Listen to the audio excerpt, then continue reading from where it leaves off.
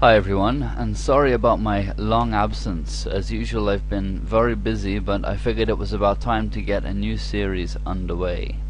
I've been considering what has and has not been covered on YouTube by King's Crusher and others already, and came to the realization that Nimzowicz's classic manual, My System, has never been explored in great depth. So, as it is well out of copyright, I figured I would get the ball rolling exploring it. First though, a little background. Aron Nimzowitsch, although Danish, was born in Russia and at the end of the 19th century. He rose into the chess elite about 100 years ago and was one of the top players in the world during that time. The Nimzo Indian defense is named after him. He is undoubtedly the most influential chess writer of all time, and it's said that there's not a grandmaster alive who hasn't read My System, perhaps his most famous book. It was the first of its kind, at least according to Nimzowitsch, in that it explored ideas in chess beyond the opening. The book itself is split into two parts. Part 1 covers the elements of chess, and Part 2 covers positional play. Out of respect for the author and the text itself, I intend to cover the entire book, and so it only makes sense to start at the beginning. To get things underway then, let us start with the Preface, which was written by Nimzowitsch in August of 1925, and goes as follows. In general, I am not at all in favor of writing a preface, but in this case it seems necessary because the whole business is so novel that a preface would be a welcome aid. My new system did not arise all at once, but rather it grew slowly and gradually, or as one might say, organically. Of course, the main idea, the thorough analyzing one by one of the different elements of chess strategy, is based on inspiration. But it would in no way be sufficient, should I wish to discuss open files, to say that such and such a file should be occupied and exploited, or if talking about past pawns, to say that this particular one should be stopped. No, it is necessary to go into some detail. It may sound somewhat amusing, but let me assure you, my dear reader, that for me the past pawn possesses a soul, just like a human being. It has unrecognized desires which slumber deep inside it, and it has fears, the very existence of which it can but scarcely divine. I feel the same about the pawn chain and the other elements of strategy. I now intend to give to you concerning each of these elements a series of laws and rules which you can use.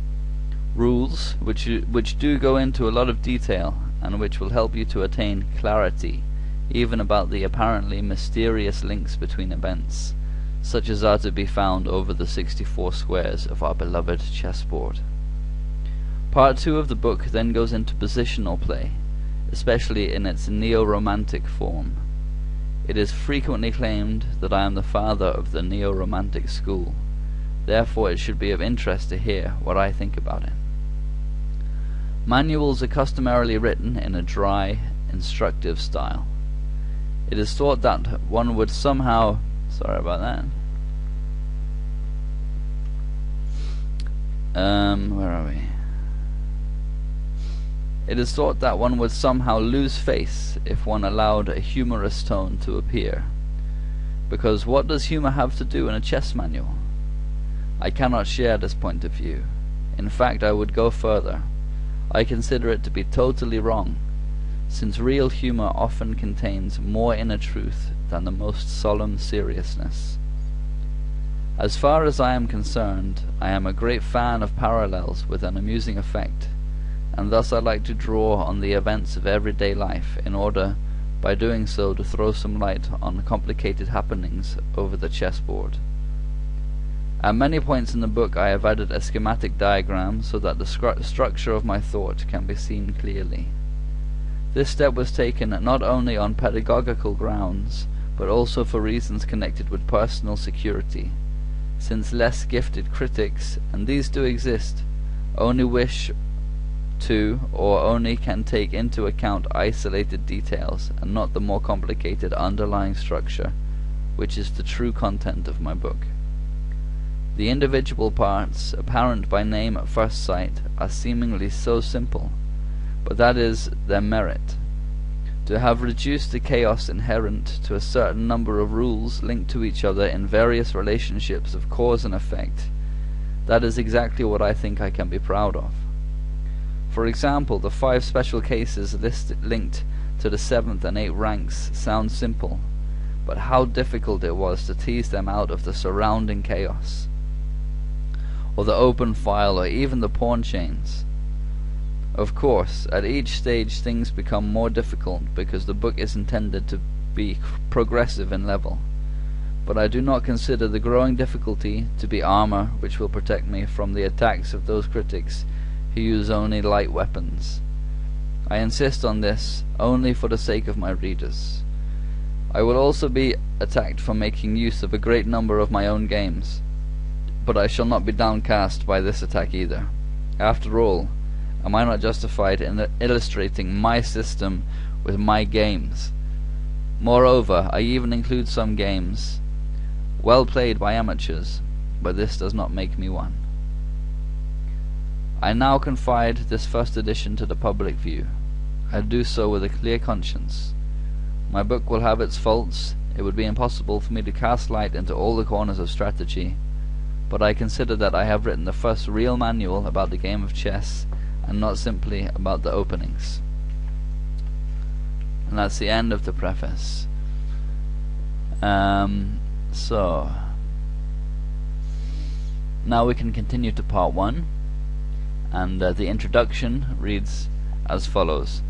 In my opinion, the following should be considered as the basic elements of chess strategy. 1. The center.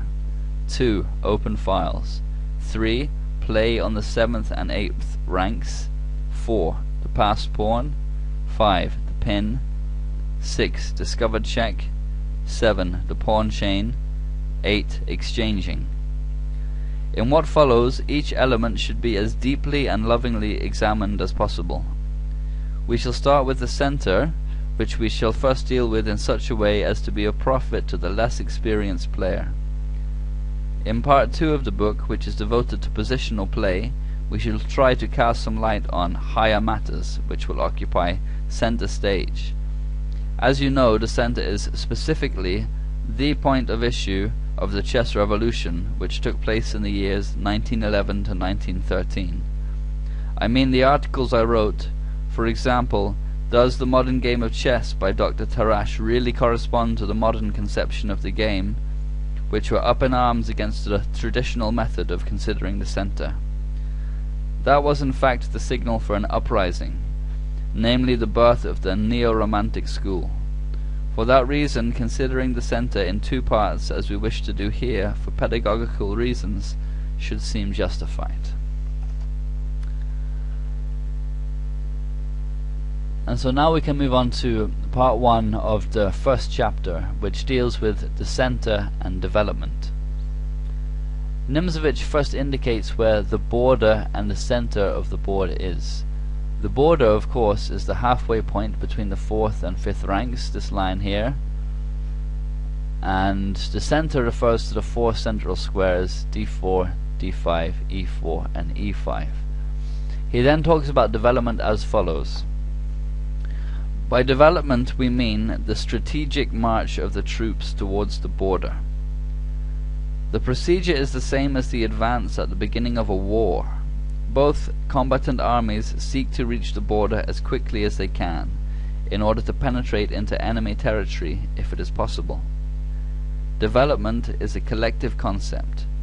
One is not developed if one has only brought out 1, 2, or even 3 pieces, but the idea is much rather that all of the pieces should be developed. It is good, if I may say so, that the period of development be marked with the spirit of democracy. For example, think how undemocratic it would be to allow one of the pieces, your officers as it were, to go on a long walking tour, while the others were sitting at home extremely bored. No, each piece will make 1 move, then mark time. He then talks little about pawn moves in the opening, and he says as follows: a pawn move must not be considered in itself to be a developing move, but rather simply a move which helps development. This is an important rule for beginners. The pawnless advance would be the best one, were it possible to develop the pieces without the aid of pawn moves, because, as has been stated, the pawn is not a fighting unit in the sense that the opponent would be afraid if it crossed the border, because the attacking force of the pawns is naturally tiny compared to that of the pieces.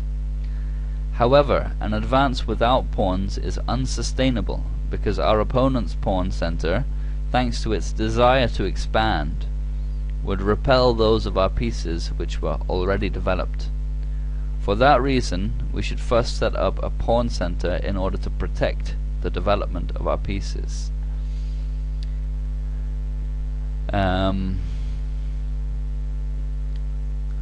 Nimzowitsch here makes his first couple of interesting points, those being firstly that an attack without pawns would be the best, simply for the reason that the attacking power of pawns is so small, and secondly that pawns are a necessary component in order to ensure the stable development of pieces, which of course are to be preferred for all activities, i.e.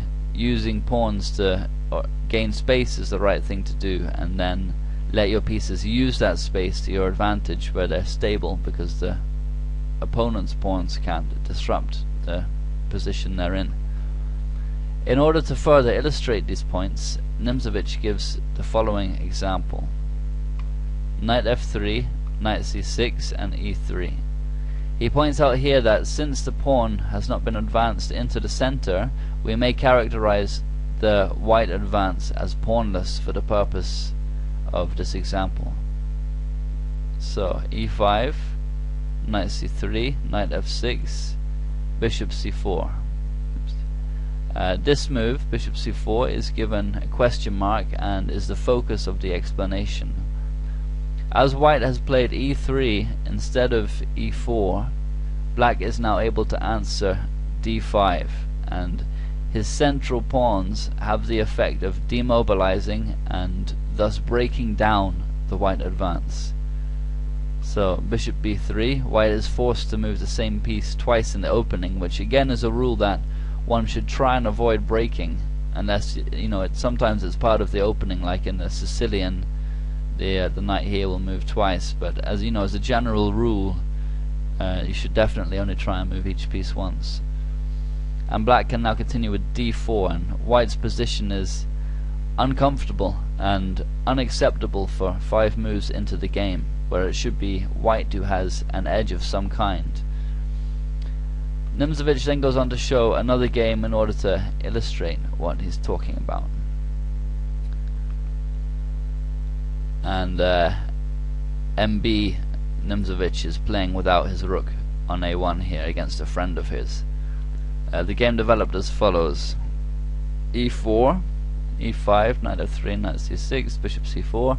The Italian game: bishop c5, c3, knight f6, d4, e takes d4, c takes d4, bishop b6. And Nimzowitsch writes, black has now lost his center, and in addition, by omitting d6 move on the 4th move instead of knight f6, he's conceded far too much mobility to the white center. So his advance, black's advance that is, may rightly be classified as pawnless, or at least one which has become pawnless because he was forced to give up his pawn center. And Nimzowicz's point here, as before, is that black, in giving up his pawn center, has lost stability for his pieces, which can now easily be disturbed with a central pawn push. Black has made this possible by neglecting to play d6, as I mentioned. And this was essential to make sure that white couldn't advance so easily. He's got way too much freedom now. And now Nimzowitsch was able to show his ideas in full swing. d5, and where can the knight go? And it can't go to e5 or d4, it just gets taken. So it goes to e7, now e5, knight e4, now d6, a very annoying push. C takes d6, c takes d6, taken here with check doesn't really achieve much. So knight takes f2, now queen b3, and Nimzowitsch writes here, black is now totally hemmed in by the pawn wedge at d6 and succumbs to white's attack in a few moves. This queen b3, it was just to save the queen from the knight, but it's also attacking f7, so this is going to be very strong. Knight takes h1, bishop takes f7, king f8, and now bishop g5. And at this point Nimzowicz's opponent resigned, presumably seeing that he would have to give up his queen. He pretty much has to move the knight now, or it's just going to be check. A massive attack. Although strictly speaking, black isn't doing that badly because he started a rook up, but white's made a huge comeback, and black's position is just very annoying to have to play, to say the least. And Nimzowitsch goes on to say after this that as far as pawn moves in the opening are concerned, they should only be permitted if they help to occupy the center or have some logical connection with the occupation of the center, i.e. a pawn move which protects its own center. For example, one of the benefits in answering e4 with e5 in the opening, the first moves, is that it safeguards a knight's position on f6, because it prevents white from advancing the pawn any further. He goes on to say that with the above in mind, we should of course avoid the much loved advances of the rook's pawns in the opening, as they are, as a general rule, a waste of valuable time because they do nothing for development. As with the moving the same piece twice in the opening, it's extremely rare that a rook's pawn move is a good move in the opening. And he concludes by saying that, in short, we may say, in the open game, speed of development is the overriding law. Each piece should be developed with only one move. Each and every pawn move, with the exception of those which either establish or support your own center or attack that of your opponent, can be considered a waste of time. So, as was already made clear by Lasker, 1 or 2 pawn moves in the opening and no more. Okay, that's the end of part 1.